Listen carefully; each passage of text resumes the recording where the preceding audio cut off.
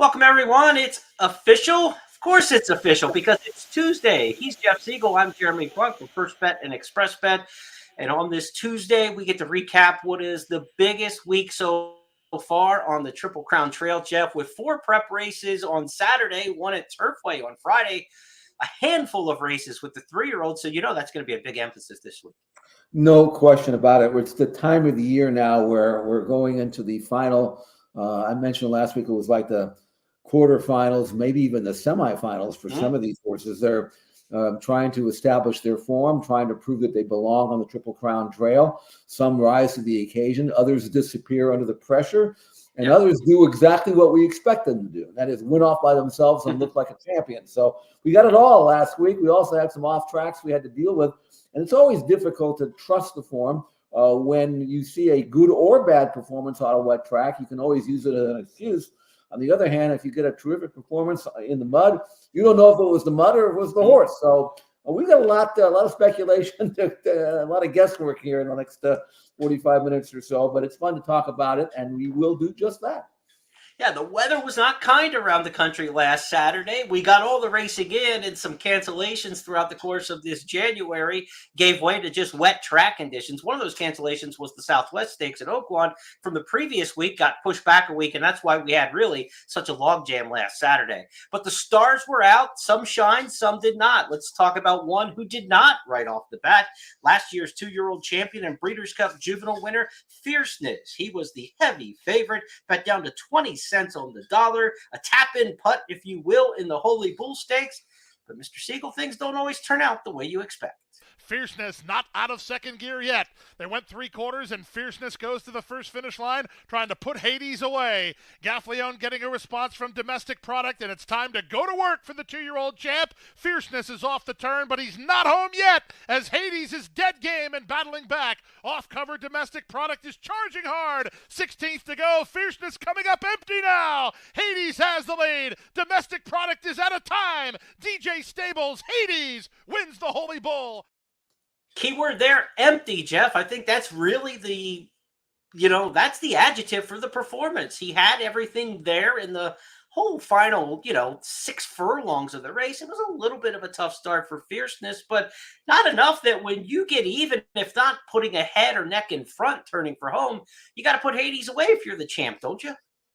Yeah, I mean, if you're supposed to be that good, and we know how good he can be, Fierceness, when he won the Breeders' Cup Juvenile by 5 lengths, or 6 lengths, actually. He also broke his maiden at Saratoga, first time out by 11. But in between those 2 races, he had finished 7th, beaten 20 lengths in the Champagne after a bad start. And I gave him that race off. I just drew a line through it because he broke poorly in that race, rushed up, got an ill-advised ride, was spent at the top of the stretch, chasing a blazing pace. That was not him. And, of course, he bounced back and ran to his abilities on Breeders' Cup Day to become a champion. Now, he didn't get a great start in this race, but this was nothing like the Champagne. I mean, he recovered. He got himself into an absolutely gorgeous position, stalking a crawling pace on the outside in the clear, nobody in front of him, nobody to his right. He could move anytime he wanted to move. Looked like he had the race at his mercy. And then when push came to shove, he didn't respond at all. He just kind of waved the white flag and backed out of it, just like he had done in the Champagne. So he can be really, really good when things go his way, and when they don't, he kind of, just gives up. And that's not the kind of horse that you can have any kind of confidence on in a 20-runner field at Churchill Downs on the first Saturday in May. So I don't know what to do with him. I mean, I'm not discounting his intrinsic ability, but I am very doubtful of his ability to overcome any kind of adversity, and great horses need to be able to do that. Some guys can shoot when they're open, but it's the great ones who can shoot when there's a hand in their face, right? I mean, that's the kind of sports analogy. Fierceness, when it goes his way, looks like King Kong.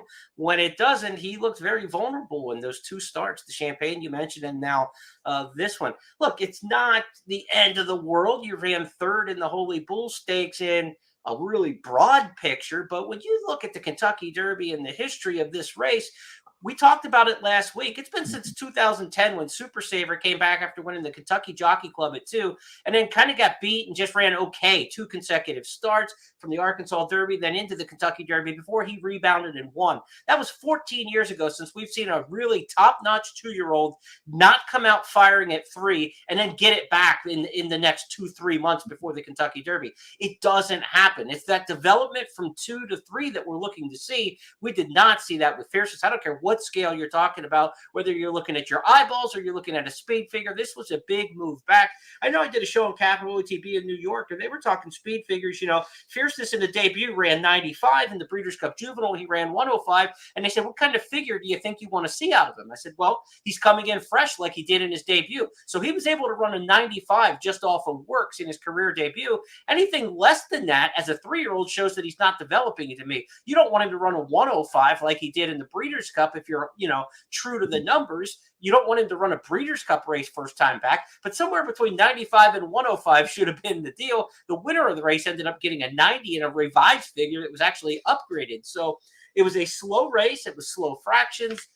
It was not impressive for Fierceness at all. And I think you've got to say, look, resume-wise, you still know what he has. He's still a Breeders' Cup Juvenile champion. He's still amongst the best horses in this class, but he's not heading the right direction. So he's starting to fall a little bit in anybody's estimation based on this particular race. Let's talk Hades now, the horse who did go wire to wire. The Florida bred opened in a optional claiming. He was not available for the maiden optional tag in his career debut. He won that from off the pace. Then he won against Florida breds in a lounge company and won that race easily. He was much better from the first start to the second. It was a big time effort, but by Awesome Slew, this is a horse who's not going to get a lot of attention against the big boys. Now he's proven himself. What do we make of Hades? Well, again, he did it on the lead, and there are things that make races a little bit less trustworthy than the other. One is when you make the lead, even if you're pressured, if you make the lead with nobody in front of you, no dirt in your face, you're getting your kind of trip, which is what Hades certainly got. And then the number, slow fractions could certainly have impacted that. So I'm not going to necessarily neg him on that. They gave $130,000 for him and the 2-year-old in training sale by Awesome Slew, who stands for 4. So he must have either looked like a terrific prospect physically, or maybe he breezed well. So I'm going to give him a little bit of credit. He got, he dug down deep and found more, and he did win his first race from off the pace. So he might be decent, maybe better than decent. But the problem with that race is, okay, we assume that Fierceness didn't run his race. And the third place finisher, Domestic Product, was coming off a race in which he finished 7th, beaten 16 lengths in the Remsen. So did he all of a sudden find his way? This race puzzled me. I mean, puzzled everybody. But the one thing I will say about Fierceness is this, Jeremy. Even if he comes back in the Florida Derby and wins off by himself, which he might, who knows? That doesn't necessarily tell me he's going to do the same thing in the Kentucky Derby. We've seen him go up and down, up and down. If he breaks a little slow and gets bumped a little, jostled a little bit, gets behind horses, who knows what we're going to get from him. So I'm off his bandwagon, not because I think he's not good or capable of being good, but because I just can't trust him. Right. And we will see if he's got any bounce back in him at all. He could go with a further slide, in his next start. You're probably going to still see another short price next time. People will be back on him again, I think, in the Florida Derby. And you're probably looking at a bigger field size than you would have had he won off in this race, right? He would have scared some people away, even in $1 million race. Now I think everybody's going to say, let's take our shot at Fierceness. We'll watch how he trains on XBTV between now and then. One of the winners maybe was the Remsen Stakes, because you mentioned Domestic Product, horse beaten 16 in the Remsen, came back and ran a good second here in the Holy Bull. We already saw the 3rd place finisher out of the Remsen, drum roll please, come back and win the Jerome for Brad Cox before he was injured. So this is a pretty good race the way it looks. So if you like Dornoch and Sierra Leone, the 1-2 finishers out of the Remsen, their form has been flattered by horses those two beat already, who have come back and run very well on the trail. Not a good sign, though, for the horses coming out of the Mucho Macho Man. Otello and none of the other horses in that race really had much to offer here. So that is how it shook out down at Gulfstream. I tell you what, I like the Remsen when it was run, and I like it even better now. And I know that you like the runner-up very much, Sierra Leone. And Domestic Product, I mean, first took blinkers off, and he ran well. So against slow fraction is trying to come against the grain. So I think the Remsen turning out to be a key race. Every few years, it turns out to be a really hot race. Like 2 or 3 years ago, it really was. Then you can't find the winner in the next 4 or 5 years. But this race might be okay. I'm very interested to see those horses come out. I'm mentioning Dornoch and Sierra Leone because I think they're pretty good. And as far as this race is concerned, I think Hades might be decent.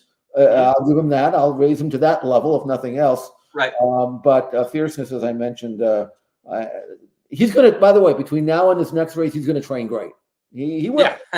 Right. Because he's going to be out there with one other horse, nobody in his way, and he won't have to leave from the gate, so you have to worry about that. He's going to look terrific, and people are going to jump on the bandwagon, and maybe they'll be right. But again, he's got to do it with 20 horses in the Derby, not with one. So we'll find out if he can overcome that, maybe develop something that he hasn't shown yet. Kentucky Derby preseason rankings like this during the trail, they're kind of like all-American lists, right? There's a bunch of them. Right. And then when somebody's on all the lists, they say they're a consensus all-American, right? They're on all the big lists. Well, the consensus top two, no question about it, coming into last weekend was Fierceness #1 and Nisos #2 for Bob Baffert. His impressive win in the Bob Hope had West Coast followers knowing that he was a really quality animal. How would he go around 2 turns? That was the question last week, going into the Bob Lewis. And the Bob Lewis was a 1 mile, 2-turn race, short from a mile and a 16th in the past because Santa Anita's altered their stake schedule this year. There was no sham stakes in January going the 2-turn mile. They ran the San Vicente at 7/8 of a mile. So the first real 2-turn step here, they went back to a mile instead of a mile and a 16th in the Bob Lewis stakes. Nisos obviously was expected to get the mile. He was 10 cents on the dollar. Fierceness, of course, 20 cents on the dollar. Mile and a 16th. It wouldn't have mattered. Nisos was opening up in the end. Nisos let loose with a huge bid on the outside, though, at the 3/16. Nisos blows by the competition and turns it on. Wind me up in a battle for second with Scatify. Nisos passing the 2-turn test beautifully, geared down to stroll in by 7 lengths. Wind me up second, Scatify, McVeigh, and a photo between Moonlit Sonata and Better Than Gold. The Robert B. Lewis in 1:36.65 seconds for the undefeated Nisos. He's now 3 for 3, 2 sprints to the route. I know you like that 2 sprints in a route form cycle, but you had to like this race. I mean, it was the perfect step up in class, the perfect progression in distance for him. This was a prep race that did everything that you wanted to see. This was a race over kind of a dead track, 1:36 and 3. Doesn't jump off the page, but that's excellent time. There were miles in 1:40 and change the same day, so that was a very fast race. He followed fast fractions for the track, 22.4, 46.3. Again, that's pretty good interior fractions for this track that day. He settled nicely. He didn't pull. He didn't get rank. He did it like he'd done it all his life. Once again, the margin of victory, very impressive. Previously, he had won by almost 11, then almost 7, and this one was more than 7. So he's never been tested. He's never really actually been ridden out in the final furlong. So he's had 3 relatively easy races, even in victory. And now Bob Baffert has the luxury of pointing for the Preakness, basically, which means he can kind of take his time and really, I don't know how many times if he'll have another race. He certainly doesn't need racing. He runs well fresh, probably the Santa Anita Derby, and he probably won't have to face anything other than maybe his stablemates who might not even be in that race anyway. I mean, if you've got a horse in Baffert's barn, why would you want to run against Nisos?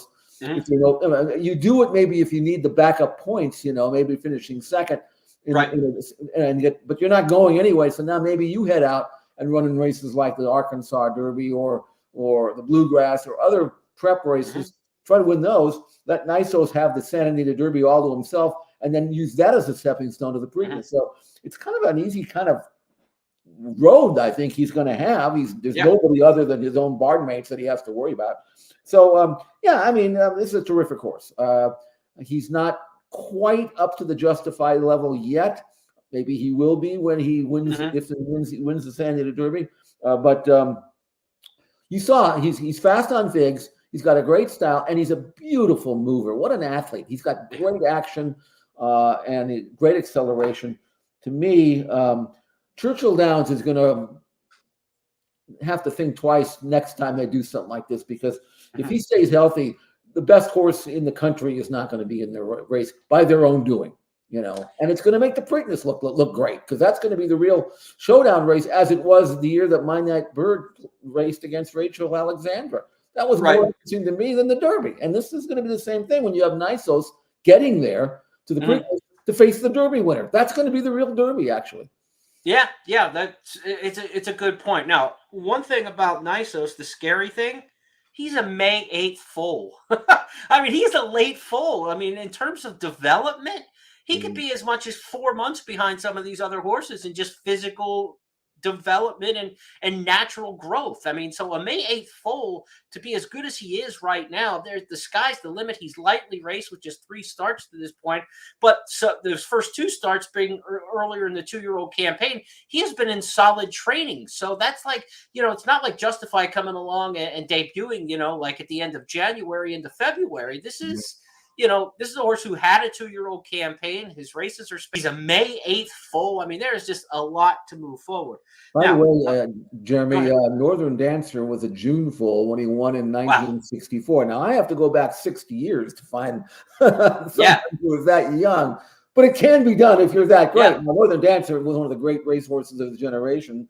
And who knows how good Nisos will fit into that level of that conversation. But it's not, May is late, but it's not like June. And right. That's getting to the point of like, wow, that's not going to be an issue, especially now, because he doesn't really have to run until 2 weeks now. I mean, he'll run at the Senate Derby, but then he doesn't have to worry about the grueling task of running in a Derby like that. So this whole thing, it might work out just fine for him, and if it does, then it does. And that's, I don't think Churchill will be happy about it, but again, it's their own doing.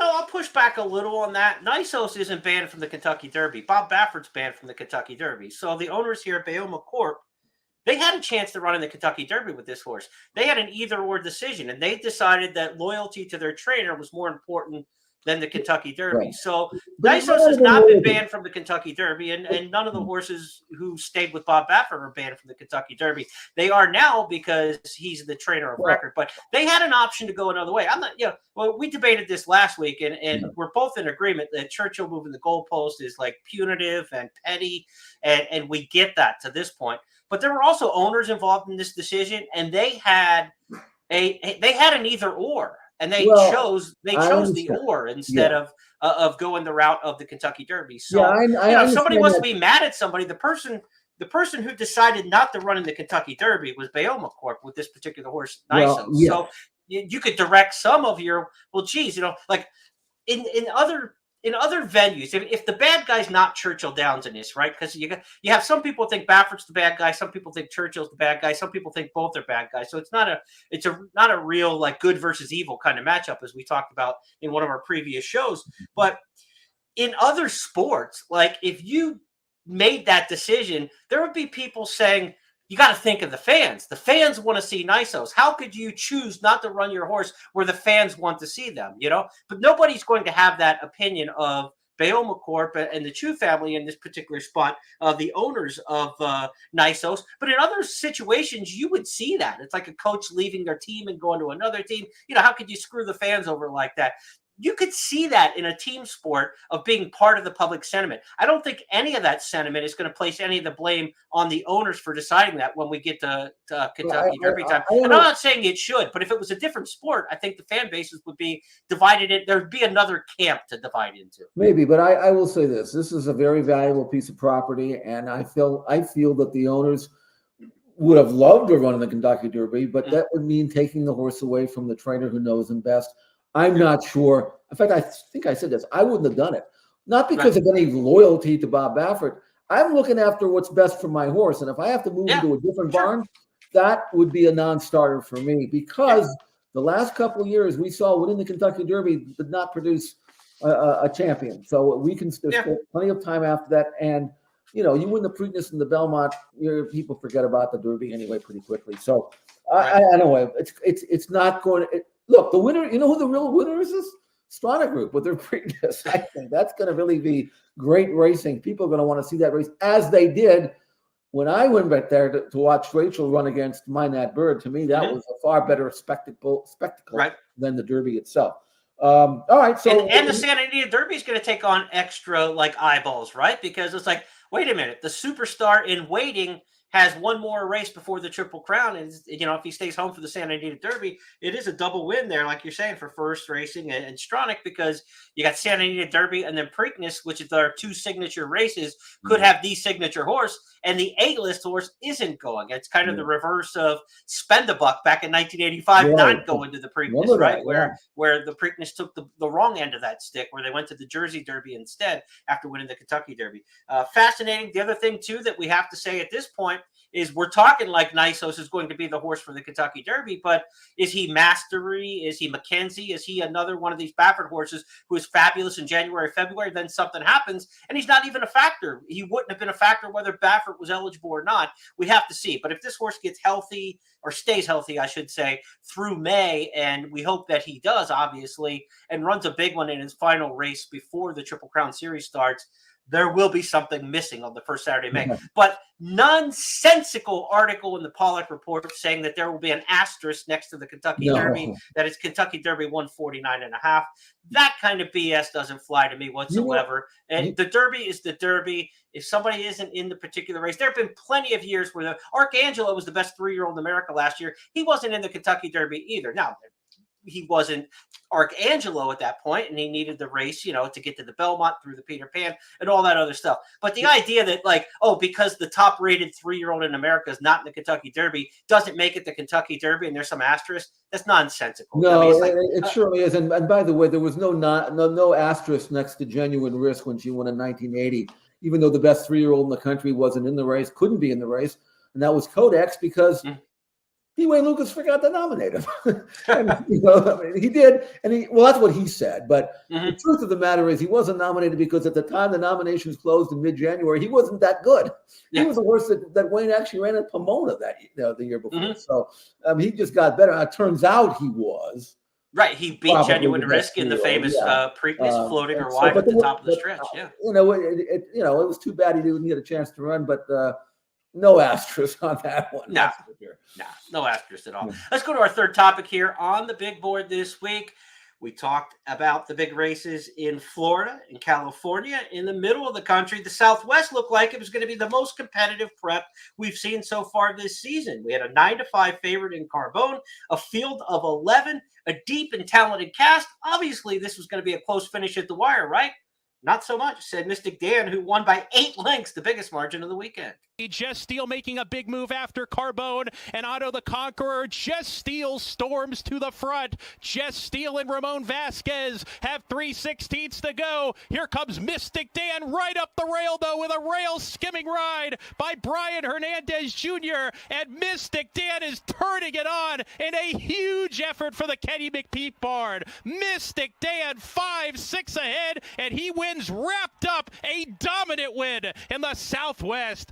Second home was Jess Steele. Liberal Arts came on for third, and fourth was Common Defense. Sometimes, Jeff, after a race, oftentimes it's good handicapping practice to go back and see what you missed, right? Yeah. I mean, how did this horse win? And you go back and you look at the past performances, and I'm not coming up with it even in review, as Mystic Dan wins this race after running a tired 5th in the Smarty Jones. His only prior win, yes, it got a fast figure at 5.5 furlongs back early in November. So I didn't see this one coming for the son of Golden Sense. How did it happen? It had to be the off track. It's the only, X factor in the whole deal here. He also they took him back too, and I don't know if they took him back or he just found himself back, but he was 6 to the top of the stretch and then rallied on the inside and looked like Mind That Bird. Speaking of Mind That Bird, yes, in the Derby when he scraped paint and came through on one going away. The only thing about Mind That Bird is he actually came back 2 weeks later and proved that it was no fluke when he ran Rachel to the photo. So Mystic Dan looked terrific in this race. He got a big number in the process, a triple-digit buyer number, 101. And if this particular effort was accomplished under dry and fast circumstances, and you couldn't use the mud as something to say, oh, that's, that explains it, then I would have been tremendously impressed. I thought he moved well. He accelerated great. He switched off nicely. He ran in a field that had plenty of pace for sure. Right. It might have been a setup, but they didn't go that fast. Yet he came home like a rocket ship. Last 16th and less than 6. I mean, that's moving, right? So absolutely. I'm really going to be very curious to see if Mystic Dan can duplicate this under fast ground, under dry land. Traditionally, my experience has been that he will not. But I'm not going to say he can't or won't until he actually gets that chance. So he's on my list as one to, not to completely believe in yet, but one that could be pretty darn good. I mean, Golden Sense out of a nearby Colonel John. I mean, that's speed on top of stamina. So, I mean, it's not like he doesn't really have a pedigree to go farther. Right. So I'm intrigued. I don't know about you, Jeremy, but I am very much intrigued. But I have to see something next time under normal circumstances. For the step I like moving forward, there's a step back, right? The off track that you're talking about. But man, that come home time, like you're talking about, 24:51 for the fourth quarter. He made up 2 lengths during that fourth quarter. So he went basically 24 flat the fourth quarter at Oaklawn on an off track. Most Oaklawn winners in these kind of races go like 25-3 that fourth quarter. I mean, Oaklawn is notorious for slow come home times. And 5:93, the final 16th that you mentioned, just absolutely flying. So this was fantastic. He ran as fast as it looked on the screen and opening up by 8 lengths. Because I'll tell you, the horse who ran third in there, Liberal Arts, ran a hell of a race. He was making a move off the turn for Robbie Medina. Looked like he was going to close to get right into the mix, but the other horse just had a jetpack. I mean, he just like took off. And so I think this is a really positive race moving forward. We're going to see a little bit later when I reveal my top 10 rankings. I like Liberal Arts a lot out of this race. If you watch the gallop out, he galloped out past the field. Certainly a good enough gallop out from Mystic Dan. He wasn't slowing down, and through the wire, he was opening up. So I'm not knocking Mystic Dan in the gallop out, but I really like the way Liberal Arts finished up in this particular spot.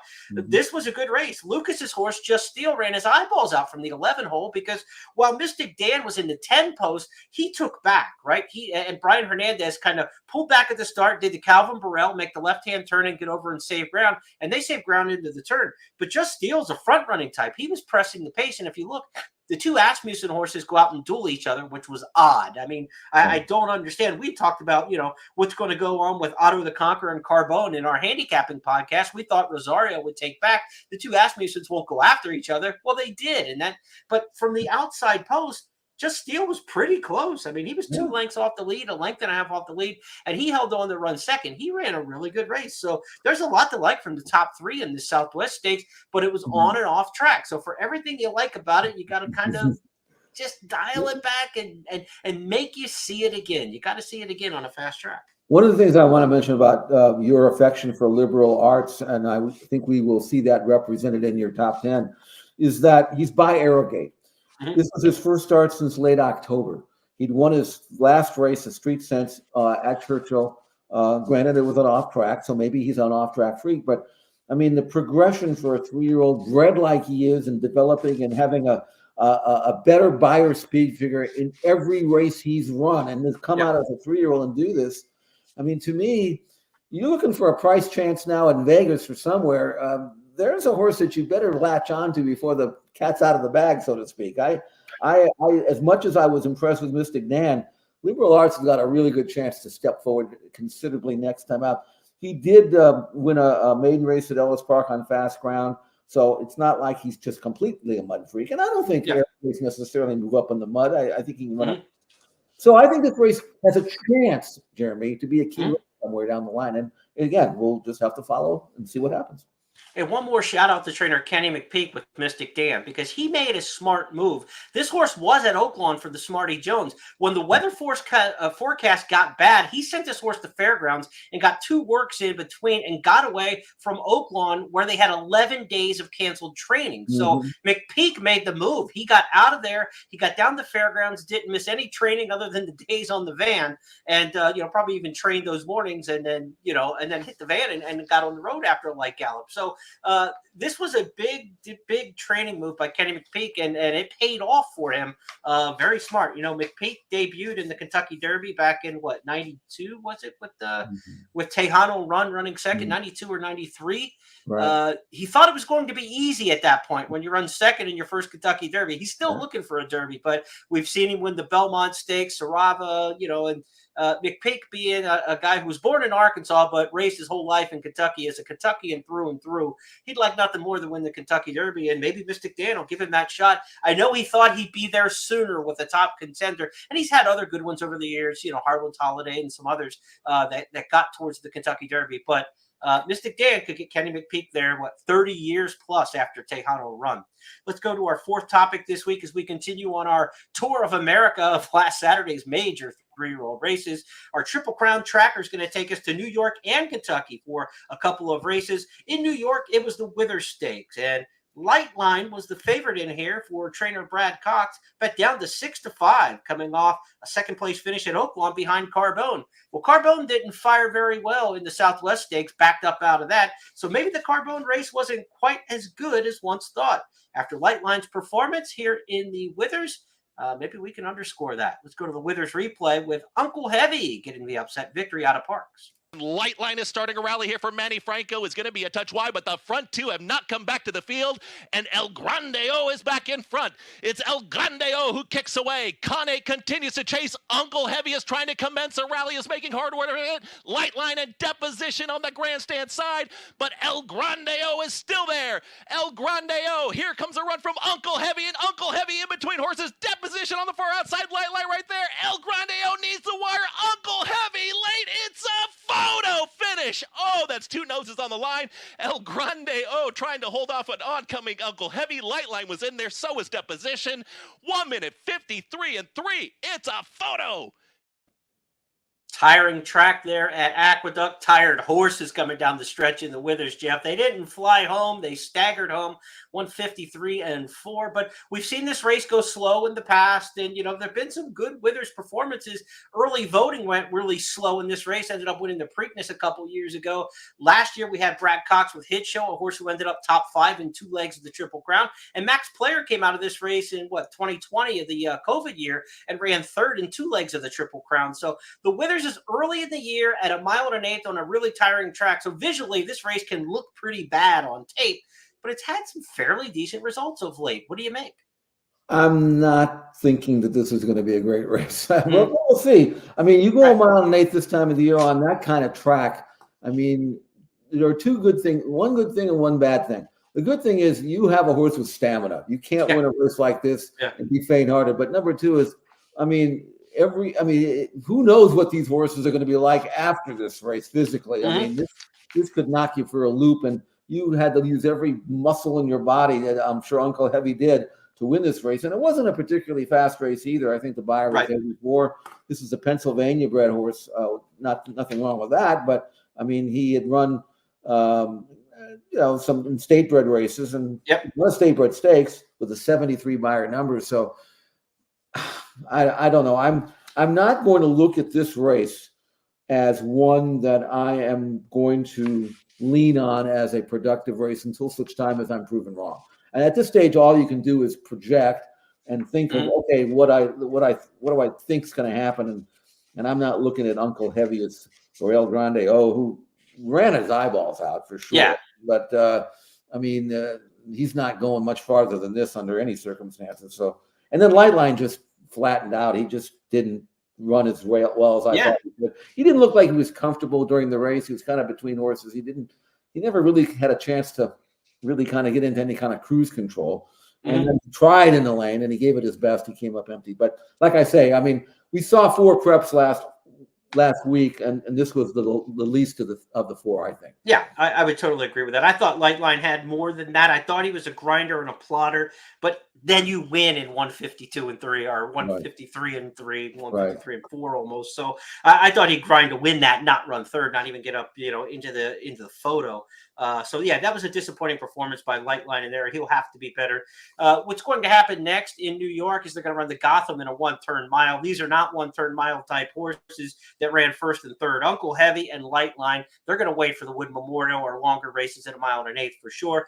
I would suspect that El Grande O, the runner-up, would be a horse that they want to cut back next. Linda Rice has that one. A big resume there. There's enough races on the form now, 10 races for El Grande O, that I don't think you just wait for the Wood Memorial and go after that one. I think you cut back to the Gotham and see what you have with the Jerome runner-up. El Grande O, like you said, ran his eyeballs out. So how quickly can you get back on the work tab and recover from a race like this? Is going to be tough because it was really taxing. So that's a wrap of the Wither Stakes. Also in our Triple Crown tracker, we want to show you a race from Turfway, the Leonidas Stakes, which was run Friday a week ago, night before all these other Triple Crown prep races, because the horse who goes off and wins this race handily was one you've already seen on this show, a former star of tomorrow from Turfway, coming back in the stakes ranks. Epic Ride, the Sun by Blame, is strong off the turn in the Leonidas, and he arrives at the 8th pole with the lead. Blue-Eyed George makes his move to the inside, but it's Epic Ride who's putting on a show this evening. Epic Ride and Adam Beschizza win the Leonidas Stakes front and center. Green and all over the track. We talked about this horse in the debut, ran 110 and change at Turfway sprinting, and said he's by Blame. He's going to want to go long. He's green. He's got to take care of some of that. Well, he's still won green here, so he hasn't put it all together yet. But we thought the phone would be blowing up for John Enos after the maiden win that somebody would want to buy this horse. Now with Jeff Ruby and $500,000 plus in the purse for that one coming up in March, where he'll be one of the favorites, I would think the phone would be ringing again for John Enos, some text messages to try to see if this horse might be available in the block, Jeff. But that's why we do our Stars of Tomorrow, right? We're trying to uncork some of these horses who are going to show up in stakes ranks soon, and hopefully the fans caught that one. But Epic Power, nice performance there, and he's one of the ones on the synthetic, and those points spend like they spend anywhere else when it comes to the Kentucky Derby Trail, right? Convert well to American points, or dirt points. Big, good-looking colt for sure, earned an 84 buyer number in this race. Which is solid, not great, but it's the same number as the Withers. So, and I think this colt's got, again, I don't think he's experienced. I don't think he really knows what he's doing yet. He doesn't change leads on cue, but there's a lot to work with there, and there's a lot of upside. And we know he likes the all-weather. He might as well just stay and go as far as he can, on that surface until such time as you have to go somewhere else. But another one to follow for sure. When you win like that, and you've proven over a distance to ground, you've got something to work with. And I'm intrigued. Let's put it that way. This week in our Triple Crown tracker, we're going to look ahead to the El Camino Real Derby, maybe the final edition of that race ever, as Golden Gate Field's set to close later this year. That'll be on Saturday in Northern California. And then in the West Gulf Coast of Florida, we will have the Sam F. Davis Stakes, a race that was supposed to be the 3-year-old return for Locked, the Todd Pletcher trainee coming out of the Breeders' Cup, but he spiked the fever last week reportedly and will not be running. We will get the entries for the Sam F. Davis on Wednesday for Saturday. Also Wednesday draw for the El Camino Real Derby. So no fields to look at yet, but what we do have is my latest countdown of the Crown Top 10. Now, this will be released officially on Friday with the full Top 20, but for this show, I've updated the Top 10, Jeff, and no drum rolls, but we'll go right to it. The horse you see in the photo was dominant on Saturday, Nisos, the winner of the Bob Lewis, the obvious number one. Now, what do you do with Fierceness? I had Fierceness number one based on resume and, appearance of talent last year. I dropped him down a couple spots. I was tempted to go a little bit farther with him down the line, but the other horses below him, I'm not totally sold on yet to just completely jump him, other than Sierra Leone, because we talked about how well the Remsen has come out of looking, after the results of the races we've seen. So Sierra Leone, who just missed in the Remsen when trying to catch Dornoch, I think Sierra Leone's the stronger of those two horses coming out of the Remsen. I've got him up to number 2 now for Chad Brown. We're expected to see that one in the Risen Star Stakes, where he could meet Sneed, who's a Godolphin runner for Brendan Walsh, who I absolutely love. He's coming off a second place finish in the Gun Runner Stakes and skipped the Lecomte, so he'll be fresh for the Risen Star. Bafford's got Muth, and we've got Track Phantom, the horse who won at Fairgrounds in the Lecomte. Change of Command, Shug McGahee's horse, who's basically a clone of Orb. If you look at his past performances, he's exactly where Orb was at Gulfstream this time of year back in 2013 for Shug. Then Dornoch. Catching Freedom, I thought his Smarty Jones Stakes was flattered by the results we saw. The 1-2 finishers in the Southwest Stakes over the weekend came out of the Smarty Jones, and Catching Freedom ran by those runners. I like him in Oaklawn for Brad Cox. And then Liberal Arts, the horse who ran third in the Southwest. I moved him up all the way to 10. And you say, how do you put that horse in the top 10 and not put the McPeak horse in who beat him by over 8 lengths? Because we're trying to pick a Derby winner here. We're not saying who's the best horse today. We're trying to look down the line at 1.25 miles on a fast track, hopefully, for the Kentucky Derby. And that's the way I'm setting the projections up for Liberal Arts. Of course, I keep my horses in here who are the Baffert trainees. They're not running in the Derby, but it's countdown to the crown. So they are obviously Preakness contenders in Nisos and Booth. What do you make of the top 10, Jeff? I love Sierra Leone, number 2. I mean, I think Nisos, again, this is not a Derby list. It's a Triple Crown list. And I think after the Triple Crown is completed, I think you're going to find, assuming he stays sound, which is true with all of them, that Nisos will be number 1 on the list. But I think Sierra Leone is just not even close to being what he can be and what he will be as he gets more experience and develops. Fierceness is capable, but there's somewhere along the way where he's going to get bumped at the start again and throw up the white flag. I know you're higher on Snead than I am, but I see your point with Snead. He certainly could develop.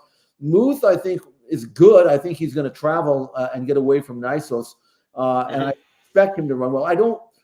I think he's probably closest to his ceiling than some of the others. I think he's more mature and more developed than the others, but he's still very good. There's no question about that. And the others like Dornoch, they're in various stages of development, both mentally and physically, and they could jump up big time within one race. So good list there, but I love your first 2. That's exactly what I would have them. All right, let's try to find that next star as we hit our 5th and final topic, our stars of tomorrow. Always the wrap-up point here on It's Official. Jeff went back to Oaklawn on Saturday when it was Southwest Stakes Day and found one for Steve Asmussen on the undercard. The name is Dymatic. Check out this victory. Dymatic sent along on the inside from 4th. He's within range, though, tipping outside for the final quarter mile. Give Me Liberty has gotten the perfect trip. He's up to grab the lead at the top of the lane. Give Me Liberty goes for home now. Manfredi couldn't keep up. Special Dispatch inside weakening, and here's Dymatic finding his best stride. He's let loose on the outside, and Dymatic just rolled to the front. Dymatic and Joel Rosario pulling clear now, and he's drifting out. He just spooked out, but he's now regathered his momentum to the lead. He's all over the place, and Dymatic's going to win it. Very green, some anxious moments, but he got it done. Dymatic. That's been a theme here in recent weeks when we look at some of these young horses, the greenness, but the talent is there with Dymatic. Sure is, and he's got the pedigree too, for sure. He's by Gun Runner.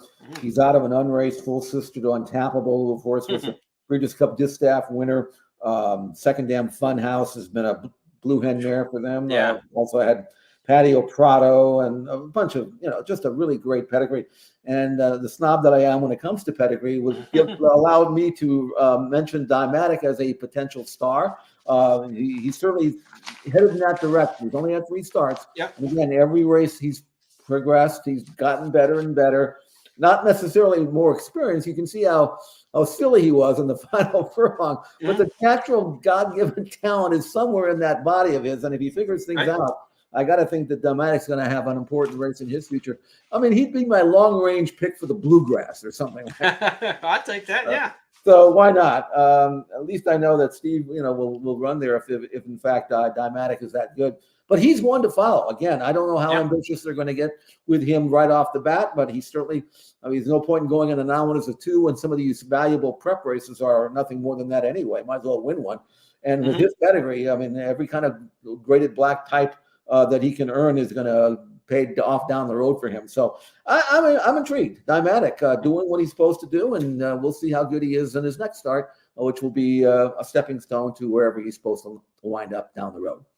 A little bit of everything on the trail this weekend. Some of those regal blue bloods that we're talking about. And then we had the awesome slews and the social inclusions winning some of the big prep races around the country. So a great horse can come from anywhere, but you'd sure like to have the pedigree in your back pocket, all things equal. But if you can get value with some of those other horses, a runner is a runner. And we will see who will be the star runners when we get to the Triple Crown season coming up. Just now, about 1 prep away for a lot of these horses, 2 max for others. As we hit the first part of February. All right. Our bonus topic this week, we want to say rest in peace to Toby Keith, the racehorse owner and breeder from the state of Oklahoma, better known as Country Music's Entertainer of the Year multiple times, had more than 20 #1 hits. He passed away after a 2-year battle with stomach cancer overnight. His family released on his Twitter feed that Toby passed peacefully last night. And one of the really big names in country music, crossed over into horse racing back in the early 2000s. 2003 had Cactus Ridge, a horse who was going towards the Breeders' Cup Juvenile after winning the Arlington, Washington Futurity. That was probably the best, most talented horse he had. Smack Smack, Sheriff Cogburn, some of his others in about 900 wins. His Dream Walking Farm, just south of Norman, Oklahoma, is where a lot of the horses stayed and were bred. He was into horse racing. Toby was from the start when it comes to breeding. He wanted to run a lot of homebreds. And so while some other famous big money owners may have gotten into horse racing, buying and wheeling and dealing at the sales, Toby Keith wanted to become a breeder. And on the tour bus, he would read pedigree guides. He had a satellite to watch HRTV back in the day and TVG. And he was into horse racing. He was at Remington Park often. He was there the last night of racing on Springboard Wild Night, had a suite at Remington Park. He was at the track all the time, accommodating to the staff there at Remington when they wanted to use him for media type appearances and things like that. Toby Keith, a great guy. And really for me, just one of those seminal people in your lifetime, because when you think about like where you are at different points in your life and like what's important to you, Toby Keith kind of hit all of my boxes. He rose to fame in the early 90s in Oklahoma City. My years in Oklahoma were right during that time. He was Oklahoma football. He was horse racing. He was country music. And it just like ticks every box of my growth and into my adult life. And so he kind of represents, everybody probably has either an actor or an actress or somebody that kind of hits the different points of their life and really surmises it. For me, it was Toby Keith. And a funny story is, believe it or not, the spring of 1994, I had DJ'd in a nightclub in Norman, Oklahoma, in a country bar. It was called Opie's. The owner of Don Monroe was a Vietnam vet who looked like Opie from the Andy Griffith Show, but a grown-up version of it. Yeah. Barry Switzer was just hired to become the head coach of the Dallas Cowboys in March, and they were having a going-away party for Barry Switzer and at Opie's that night, and I was DJing that night. I just happened to be on the schedule. So I got to DJ Barry Switzer's going-away party, and of course, the big song in the early 90s, Should Have Been a Cowboy, Toby Keith. That was the big song.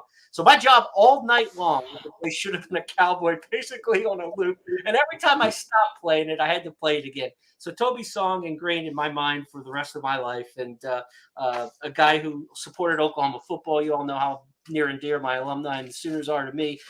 Toby actually played in the varsity alumni game one year. They played the varsity alumni game up until the 1990s, and he's the reason there's no longer a varsity alumni game in Oklahoma, because he broke his leg playing football against other padded players. Toby was a semi-pro football player. He played for the Oklahoma City Drillers. Interestingly, I just saw an interview with him where he said that one of the other players on that semi-pro football team was a guy named Tommy Griffin. His son, Blake Griffin, you might have heard of him in the NBA. So it's kind of interesting. The semi-pro football team had Toby Keith and Blake Griffin's dad on the same semi-pro team. But he loved football. He loved horses. He loved Remington Park. Toby Keith, a great guy. And he just, he's the story of my adult life. And all his songs are anthems to me. Yeah, I obviously had far less of a connection with him, but I did watch an interview that he did on Springboard Night, and I was so impressed not only with his knowledge of horse racing, but his knowledge of Oklahoma football. And I figured that's the second guy in line to me and knows more about Oklahoma Sooners than anybody else. He would be number 2. You're number 1. And although I have never been a country and western fan per se, I certainly did enjoy his music. And I knew that he had been sick. He had mentioned in that interview that I saw in December that he had been sick, but I didn't think he was ready to leave us that quickly. And so it was kind of disappointing and obviously tragic to find out that news this morning that he had passed away. So, but for you, I know you're a lot closer to the situation than I am, and I feel your pain. Really, I do. Yeah, Toby Keith started a foundation 10 years ago for families with kids with cancer, ironically, or coincidentally would end up taking his life. The Toby Keith Foundation has the OK Kids Corral in Oklahoma City, where families, is kind of like a Ronald McDonald House, where families who are having kids with cancer treatments can stay. The Toby Keith Foundation can be reached at tobykeithfoundation.org. If you're into donating to things like that, might be a good tribute to him if you're a fan or followed him throughout horse racing or through his country music career. But again, tobykeithfoundation.org.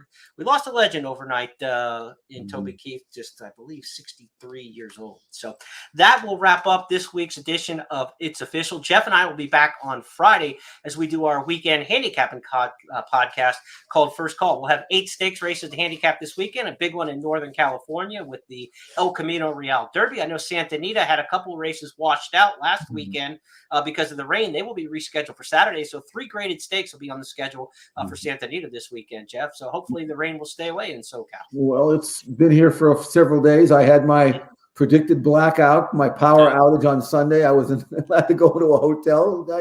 It's too dark when there's no light on. But that's something that I don't have to worry about that often, only when it rains. And it's raining today. And hopefully it'll clear up to a point where we'll be able to have fast and firm on the weekend. I know that Santa Anita will be riding some of those races we missed last week, and we should have a great card. So we'll hopefully it'll dry up and we'll have good racing on the weekend. All right. Take care, everybody. We'll see you on Friday.